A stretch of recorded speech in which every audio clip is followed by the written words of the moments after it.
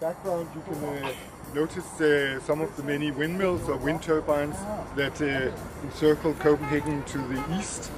Those windmills that you see and those dotted around the country, in fact, generate a quarter of the electricity that you consume in Denmark. The polar bear had an accident during the war. Denmark was occupied by Nazi Germany for 5 years. When the German troops arrived in Copenhagen on April 9th, 1940, well, it was still dusk, and they saw the polar bear from afar, and they thought it was a soldier standing at attention, so they actually shot it. And she still has 3 bullet holes in her neck to prove it. However, she doesn't look any the worse for wear.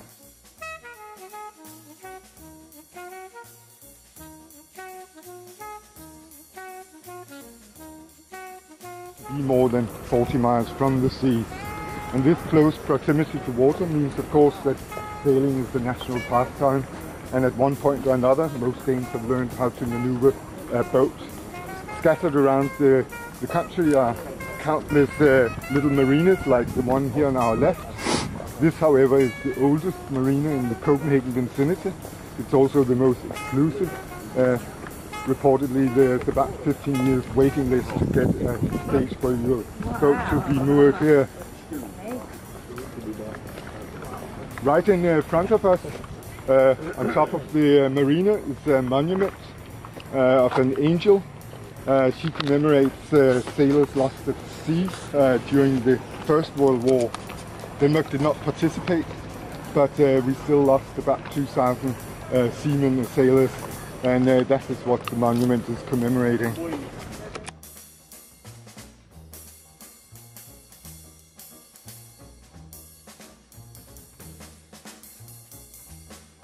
Well, right in front of us is the Little Mermaid, and about 3 million people take a picture of her every year, so she's never quite lonely. My camera shot. The Little Mermaid has been sitting here at the mouth of Copenhagen harbour since 1913 in all kinds of weather without a single word of complaints. That is despite the fact that she has certainly had plenty of reason to complain, because, well, twice she has been decapitated. When it happened the first time in 1964, the police treated the case as a real and genuine murder case, but luckily the original mold of the statue had been kept, so a new head could be made. But lo and behold, a few years after, it happened all over again. So little the mermaid might still be. She has also put on an awful lot of weight because she has been filled up with concrete, so no one can saw off her head in the course of a night. She's also frequently being painted all the colors of the rainbow. Just a couple of years ago she was painted all red, so we had to walk around and say the little lady is blushing. But as you can see today, she looks her own serene self. She is, of course, based on the famous fairy tale written by Hans Christian Andersen, telling the sad tale of a mermaid who falls in love with a human prince and by the aid of sorcery exchanges her fishtail for a pair of legs. However, she only did get the legs on one condition, and that was that she would be able to make the prince fall in love with her in return within the course of a year. And sad to say, she did not succeed. At the end of the year, the prince marries someone else, and the poor little mermaid dies of a broken heart and is turned into foam on the water. However, she dies in the knowledge that, well, after all, it might be better to have lived and laughed than not having laughed at all. For the past 500 years, we have been at war with Sweden for no less than 135 years. Anyway, even though the old citadel never really fulfilled its function and warded off the Swedes, they came in droves anyhow, it is still in use. It is in fact the oldest functioning fortress in all of Europe. It is open to the public from dawn to dusk, perfect for a little stroll.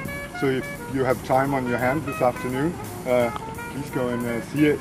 It's full of very pretty 18th century houses. We've got a beautiful church and a very comfortable prison that has held many illustrious prisoners over the years, including 2 former prime ministers. I don't know how familiar you might be with Danish royalty, but it has been so practically arranged, at least for the past 600 years, that almost all of our monarchs are called either Christian or Frederik.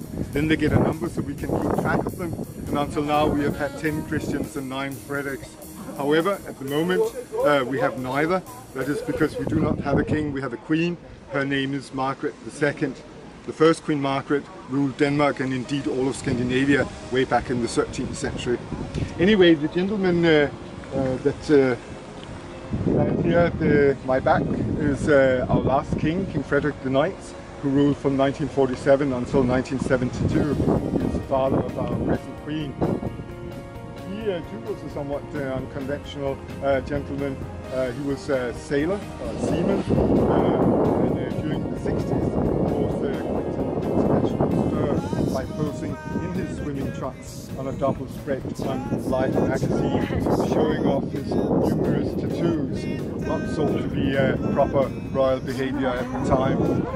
But King Frederik IX was put up at this point because in 1935 he married a Swedish princess and she came sailing to the city right out here in the harbour, and that was where she was welcomed to Denmark. Hence the statue has been put up at this point.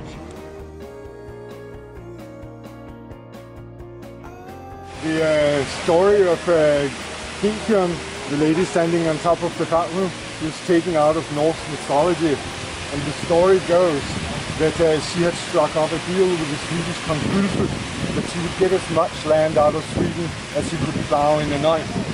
As she happened about it, she instantly transformed her 4 sons into oxen, and they ploughed so much land in that single night that when morning broke and the land was thrown into the sea between Denmark and Sweden, makes up the very island that we are walking around on at the moment.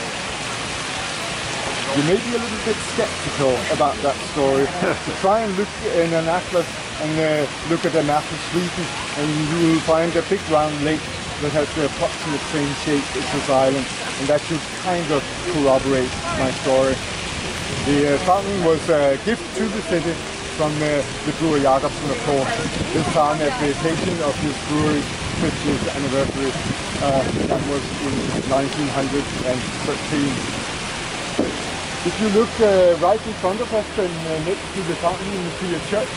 That church is the Church of St. Albans.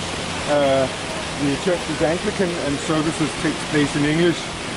The church was built in 1887 at the instigation of the then Princess of Wales, later Queen Alexandra of England. She had originally been born a Danish princess right down the street. Just 2 months ago, the church celebrated its 125th anniversary, and the Prince of Wales and his wife, the Duchess of Cornwall, came and attended the mass there, and they each planted a tree right in front of the church. We pass a gate that is guarded by 2 statues, one of Neptune and one of Hermes, symbolizing, of course, the sea and also trade. Copenhagen, the very name Copenhagen, actually means the harbour of the merchants, and you may see statues of those 2 gentlemen throughout the city.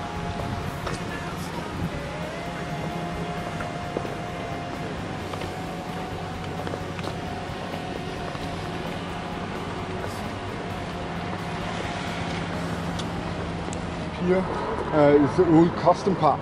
This is where you used to pay toll on the goods that you brought into the city. Not anymore, as I already said. Copenhagen is mostly a recreational area, and this particular part of the harbour is being used mainly by Her Majesty the Queen, who might wait in either of the 2 small grey pavilions in front of us when she wants to board the royal yacht, which is often moored right out in the middle of the harbour. Not today. It sailed away from Copenhagen just 2 days ago to meet the Queen in the town of Aarhus on the peninsula of Jutland. The Queen goes around the country visiting coastal towns for a couple of weeks every summer, and that is what she's doing.